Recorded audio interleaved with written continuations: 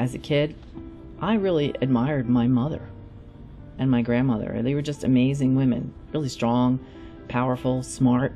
I was never told by my mother or my father when I was a kid, you can't do or be or say whatever because you're a girl.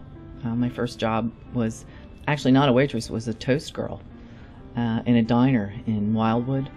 In the morning you come in, you made toast and you put bacon and sausage and toast together for the food servers after they picked up their eggs. About 15 years later, down the road, I had a family and I was working in a restaurant, and we had an enormous plan to move to Florida from New Jersey.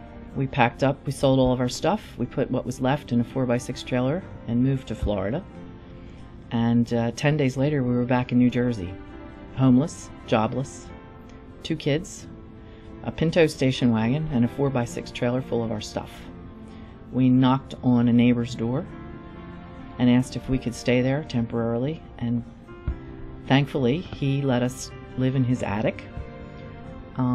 I called my old boss, the job that I had left, and I told him the situation, that it didn't work out in Florida and that we were back and I needed a job. And he said, well, I don't have anything. I said, Joe, gotta have a job, gotta take care of my kids. So he let me come back as a pantry person. So I went into the kitchen as a pantry person making salads. And then one night one of the cooks didn't show up, so the pantry was right next to the broiler, and the chef, Dave, said, can you keep an eye on that? And I said, I think I can do that. So I did that, and literally a week later, the second guy, cook, Rudy, had a fight with a server, untied his apron, threw it on the floor, walked out the back door, and I've been cooking ever since.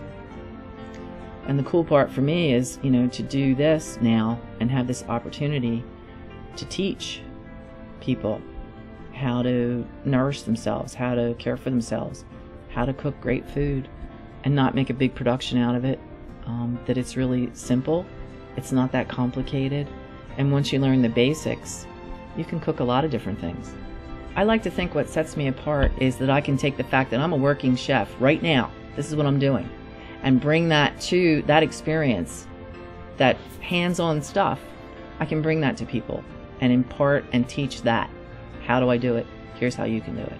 Food connects everyone and everything. We can't live without eating, so why not make it the best you possibly can?